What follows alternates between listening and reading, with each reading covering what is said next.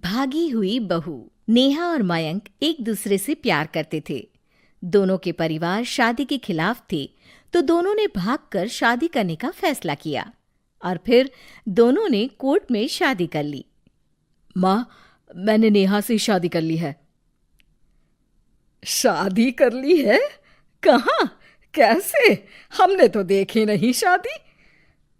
माँ, हम लोगों ने भागकर शादी की है। अच्छा जी, तो ये लड़की घर से भागी हुई है और अब मेरे घर की बहू बनेगी। अरे ना जी ना, मैं ऐसी लड़की को कभी अपने घर की बहू ना बनाऊं जो भाग कर शादी करती है। अरे मोहल्ले आस पास सब जगह इज्जत है हमारी। माँ, अगर मैं भागी तो मयंक के लिए भागी ना। और मयंक और मैं स्कूल के समय से प्यार करते हैं, इसमें गलत क्या है? तभी नेहा को ढूंढते उसके मम्मी पापा भी वहां आ जाते हैं। दोनों के गले में वरमाला देखकर नेहा की माँ बोल पड़ती है। हे भगवान, ये क्या हो गया? वो जोर जोर से रोने लगती है। नेहा, तेरे लिए हमने इतना अच्छा रिश्ता पक्का किया था। मयंक में क्या है? अरे ना तो कमाता है, ऊपर से नशा भी करता है। अरे क्यों शादी की तूने इससे? तू तो हमारी इकलौती बेटी है बेटा। अरे देखिए बहन जी, मेरे बेटे के लिए कुछ कहने की जरूरत नहीं है। हाँ, हम नहीं आए थे आपकी बेटी का हाथ मांगने। अरे कुछ नहीं करता तो कोई भूखे नहीं मार देंगे आपकी बेटी को। देखिए कितना बड़ा घर है हमारा, और भगवान की दुआ से दूध दही की नदियां बहती हैं। जैसे तैसे कर लोगों के सामने अरेंज्ड मैरिज दिखा घर वाले दोनों की शादी की पार्टी भी दे देते हैं। पार्टी में बुआ सास। अरे भाग कर शादी कर ली थी दोनों ने। लड़की को देखो, शक्ल से तो चालाक लग रही है। क्या? अरे पर रीटा बहन तो बोल रही थी कि दोनों की अरेंज्ड मैरिज है।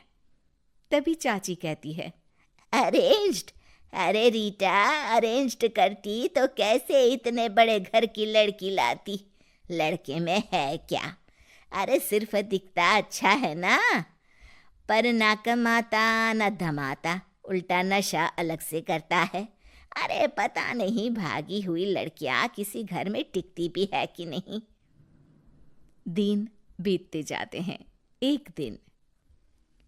अरे रीटा, हम लोगों को 2 दिनों के लिए पंजाब जाना पड़ेगा। मेरी बहन यानी कि तुम्हारी ननद की बेटी की शादी जो है। हाँ हाँ चलते हैं, लेकिन घर किसके भरोसे छोड़ दें? आजकल तो घर बंद रखना सेफ नहीं है। अरे माँ, टेंशन क्यों लेती हो? मैं और नेहा तो घर पर ही रहेंगे ना। अरे हाँ हाँ, तू तो मेरा बेटा है, लेकिन सच कहूँ मुझे इस लड़की पर रत्ती भर विश्वास नहीं है। अरे माँ, नेहा तुम्हारी बहू है। बहू? अरे जो लड़की भाग कर शादी कर सकती है, वो घर पर चोरी भी तो कर सकती है। मयंक को माँ की बात का बड़ा बुरा लगता है। वो नेहा की तरफ देखता है जिसकी आंख में आंसू भरे होते हैं। माँ जी, आप अपनी अलमारी में ताला लगा लो। हाँ हाँ, तो वो तो लगा ही दूंगी, लेकिन कहीं तू घर का बाकी का सामान भी। अरे भाई, भागी हुई लड़की का क्या भरोसा। धीरे धीरे दिन बीतते हैं।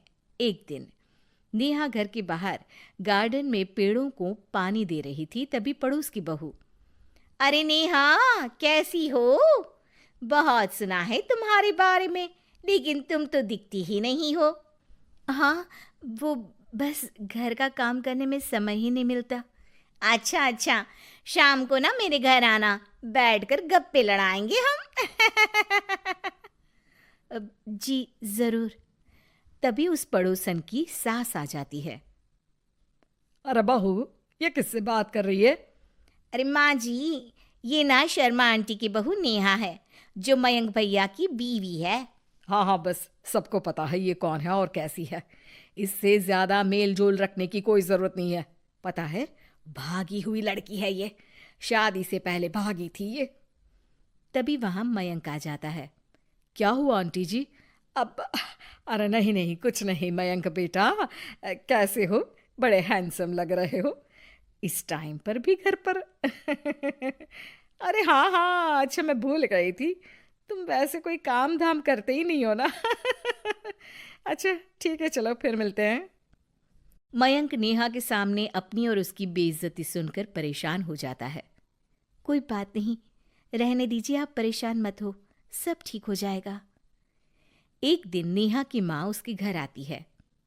अरे आइए आइए, कैसे आना हुआ?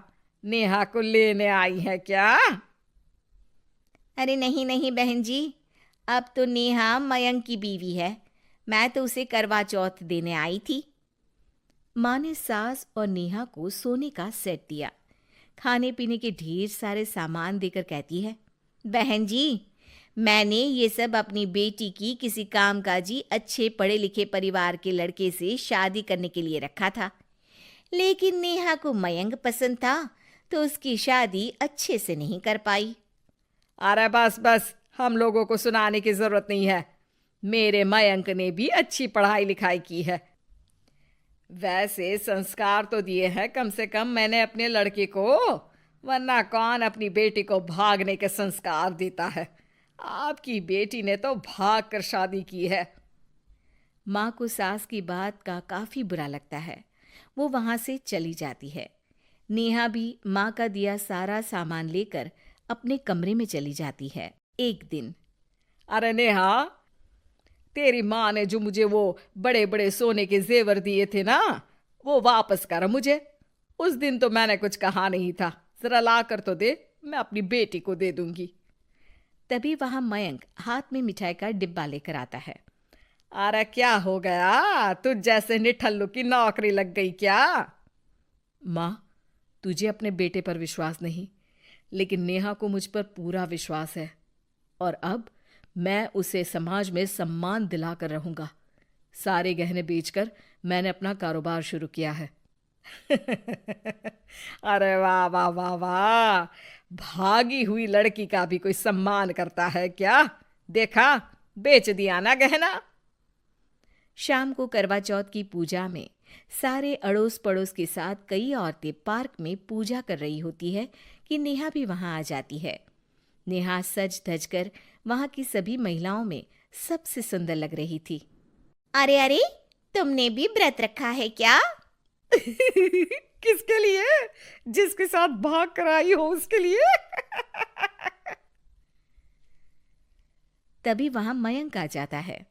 हाँ, जिसके साथ भागी है उसके लिए। आप लोगों को शर्म आनी चाहिए, एक औरत होकर एक औरत के साथ ऐसी बातें कर रही हैं। अगर नेहा भागी तो मैं भी तो भागा था, फिर अकेली नेहा क्यों जिम्मेदार हो? वो कम से कम आप लोगों से तो लाख गुना अच्छी है। आप लोगों ने एक अच्छे पैसे कमाने वाले इंसान से शादी की, लेकिन मेरी बीवी ने मुझ जैसे लड़के पर विश्वास कर ना सिर्फ मुझसे शादी की, पर मुझे ठीक राह पर भी लेकर आई। तो हाँ, जितनी नेहा जिम्मेदार है भागी हुई कहलाने को, तो मैं भी भागा हुआ ही हूं, लड़का हूं, तो इसका मतलब ये नहीं कि मैं जो करूं वो ठीक हो। सभी को मयंक की बात समझ में आ जाती है। वो नेहा को गले लगाकर साथ में पूजा करने लगते हैं। बेशरम मॉडर्न सास। गीता एक गांव की लड़की है और उसकी शादी शहर में विपुल से हो जाती है। गीता की सास सविता बहुत पढ़ी लिखी और मॉडर्न महिला है। शादी के कुछ दिन बाद, गीता, तुम आज शाम को तैयार रहना, हम डिनर बाहर ही करेंगे। इसकी क्या जरूरत है जी, मैं घर पर ही खीर पूरी बना लूंगी। अरे नहीं नहीं, खीर पूरी वाला डिनर नहीं, हम कुछ साउथ इंडियन और चाइनीज खाएंगे। ठीक है, मैं तैयार होकर आपसे मिलूंगी। विपुल अपने ऑफिस चला जाता है। अरे बाप रे, ये क्या खाना होता है? हमारे गांव में तो मैंने कभी ऐसे नाम भी नहीं सुने। चलो शाम को जाकर देख लूंगी। शाम को विपुल आता है और गीता विपुल के सामने आकर खड़ी हो जाती है। देखो जी, आपके आने से पहले ही मैं तैयार होकर बैठी हूँ। अरे ऐसे कौन तैयार होता है? क्या हुआ जी, मैंने लाल रंग की अच्छी सी साड़ी तो पहनी है, इसमें क्या कमी है? ये सारे बाल तुमने सिंदूर से रंग लिए हैं और इतनी मांग क्यों भरी है? अरे आईने में जाकर अपने होंठ देखो, कैसी लिपस्टिक लगाई है, और ये कपड़े देखो अपने, जाओ जाकर बदल कर आओ। हाँ तो क्या पहन कर आऊं? जो मर्जी पहन लो। वैसे भी अब मैं कहीं नहीं जा रहा, बना लो यहीं पर खाना। दोनों खाना खाकर सो जाते हैं। अगली सुबह विपुल, कल तुम कहीं बाहर जाने वाले थे ना? हाँ, जाने वाला तो था, लेकिन मॉम आपने भी पता नहीं किस गंवार को मेरे साथ बांध दिया है।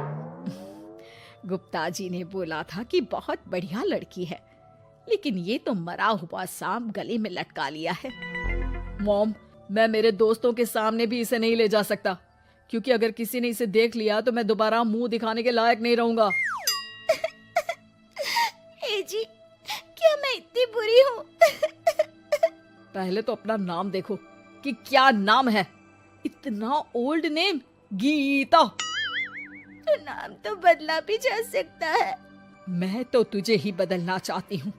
मेरा बस चले तो तुझे आज ही बदल दूं। माँ जी, आप ऐसा क्यों कह रही हो? अरे चल हट गंवार कहीं की। खबरदार अगर मुझे माँ जी कहा तो। अभी तो मैं इतनी हॉट और जवान हूँ और तूने मुझे बुढ़िया बना दिया। माँ, मैं तो ऑफिस जा रहा हूँ, थक गया इससे। विपुल ऑफिस चला जाता है और सविता शाम को अपने कुछ कपड़े गीता को देती है। गीता, आज तुम्हें आखिरी मौका दिया जा रहा है। अगर तुमने कोई गड़बड़ की तो मैं तुम्हें घर से निकाल दूंगी। ये कपड़े पहनकर बाहर आ जाओ। ये तो जीन्स है माँ जी। हाँ तो क्या हुआ, पहन ले। गीता जीन्स पहन लेती है, लेकिन वो उन कपड़ों में बहुत ज्यादा असहज महसूस करती है। आज मेरे साथ बाहर चल, तुझे शहर के तौर तरीके सिखाऊंगी, लेकिन ध्यान रहे कि जैसा बताऊं ऐसा ही करना है। सविता गीता को लेकर मैकडी पहुंच जाती है और वहां 2 बर्गर मंगाती है। माँ जी, ये क्या है? माँ जी नहीं मॉम, बर्गर है ये, चुपचाप खा लो। मेरी बेइज्जती मत कराओ। और जींस को बार बार पकड़ क्यों रही हो और इस टॉप को नीचे क्यों खींच रही हो? मत करो ऐसा, नहीं तो सब समझेंगे कि तुमने ऐसे कपड़े पहली बार पहने हैं। गीता बर्गर को हाथ से तोड़कर खाने लगती है। सविता गुस्से में वहां से आकर कार में बैठ जाती है। गीता भी पीछे पीछे आती है। मॉम, क्या हुआ? मैंने तो अब कुछ भी नहीं किया है। चुपचाप गाड़ी में आकर बैठ जाओ। सविता गीता को लेकर घर आ जाती है। अगले दिन गीता, मेरे कुछ फ्रेंड्स आने वाले हैं, तुम किचन में जाकर तैयारियां करो। और भगवान के लिए आज ऐसा कुछ मत करना कि मेरी नाक कटा दो। मैंने भी ये शॉर्ट्स पहने हैं, तुम भी अच्छे कपड़े पहन लेना। सविता के फ्रेंड्स आ जाते हैं और गीता तैयार होकर नाश्ता हाथ में लेकर बाहर आती है। इस कमार ने ये क्या पहन लिया? गीता ने एक शादी वाला लहंगा पहना है और वो उसको संभाल नहीं पा रही है, जिसकी वजह से वो नीचे गिर जाती है। सारी फ्रेंड्स हंसने लगती है। सविता ने गीता को कस के 2 थप्पड़ लगा दिए और उसे हमेशा के लिए घर से निकाल दिया। मैंने आज गीता को उठाकर घर के बाहर फेंक दिया है। अब किसी मॉडर्न, समझदार और पढ़ी लिखी लड़के से शादी कर लो बेटा। यस मॉम, आपने आज सच में बहुत ही अच्छी खबर सुनाई है। मैंने तो न्यूज़पेपर में ऐड भी दे दिया है, पढ़ी लिखी मॉडर्न लड़की शादी के लिए तुरंत संपर्क करे। और माँ, वो खूबसूरत भी तो होनी चाहिए। डियर सन, मैंने उसमें सब कुछ लिख दिया है। सविता और विपुल बहुत खुश होते हैं। न्यूज़पेपर के इश्तिहार के बाद बहुत सारी लड़कियों ने विपुल को कांटेक्ट किया। विपुल, तुझे पूरा 1 महीना हो गया है, इतनी सारी लड़कियां आ रही है, तो किसी को फाइनल पसंद क्यों नहीं कर लेता? मॉम, मैं कुछ बेहतर की तलाश में हूँ। वैसे आप फिक्र ना करो, आज भी एक लड़की मुझसे मिलने आने वाली है। अगर पसंद आ गई तो मैं उसे घर ले आऊंगा। विपुल लड़की से मिलने चला जाता है। कैफे में विपुल जाकर बैठ जाता है और देखता है कि बहुत ही खूबसूरत लड़की नैना सामने से आ रही है। हेलो। हाय, माई सेल्फ नैना। दोनों खूब सारी बातें करते हैं और विपुल को नैना पसंद आ जाती है। वो उसे घर लेकर आ जाता है। मॉम, जल्दी बाहर आओ, देखो तो मैं तुम्हारे लिए एक मॉडर्न बहू ले आया हूँ, जो बहू कम आपकी फ्रेंड ज्यादा रहेगी। अरे वाह, तो फाइनली तुझे लड़की पसंद आ ही गई। हाँ मॉम, पसंद क्यों नहीं आती? पढ़ी लिखी है, मॉडर्न है, बाहर घूमने में परफेक्ट है और ड्रेसअप का सलीका भी पता है उसे। तो फिर शादी की तैयारियां शुरू की जाए। ओहो मॉम, मुझे वो सब नहीं करना है। बैंड बाजे एंड ऑल, कोर्ट में चलकर कोर्ट मैरिज कर लेते हैं ना। ठीक है डियर, मुझे कोई प्रॉब्लम नहीं है। सविता कोर्ट में ले जाकर विपुल और नैना की शादी करा देती है। शादी के कुछ दिन बाद मैं तो बहुत खुश हूँ। मेरे सारे फ्रेंड बहुत तारीफ करते हैं कि वाइफ बहुत ज्यादा मॉडर्न है। ऐसा लगता है जैसे फॉरेन से आई हो। सिर्फ ये मॉडर्न है, लेकिन इसे कुछ भी काम नहीं आता बेटा। घर का सारा काम मैं करती हूँ, खाना भी मैं बनाती हूँ। ये तो बस मेकअप में ही लगी रहती है। मॉम, आप मेरी नैना के लिए कुछ भी मत बोलिए। अगर उसे खाना बनाना नहीं आता तो क्या हुआ, फोन चलाना तो आता है। वो स्विगी जोमेटो से खाना ऑर्डर करके भी तो मंगा सकती है। अभी तो बहू को आए 4 दिन भी नहीं हुए हैं और तू है कि उस माता जी के गुणगान गा रहा है, जैसे कि मैं तो कुछ हूं ही नहीं। तभी नैना वहां आ जाती है। मुझे आज अपने घर जाना है। तो मैं तुम्हारे साथ चलूं क्या? नहीं, मैं खुद कार लेकर चली जाऊंगी। नैना बेटा, मैं सोच रही थी कि हम भी तुम्हारे पेरेंट्स से मिल लेते हैं, क्योंकि आज तक हम मिले ही नहीं हैं। मॉम, मेरे पेरेंट्स से तो आप पहले ही मिल चुके हो। हम कब मिले? मैं गीता हूँ। क्या? क्या? तुम गीता कैसे हो सकती हो?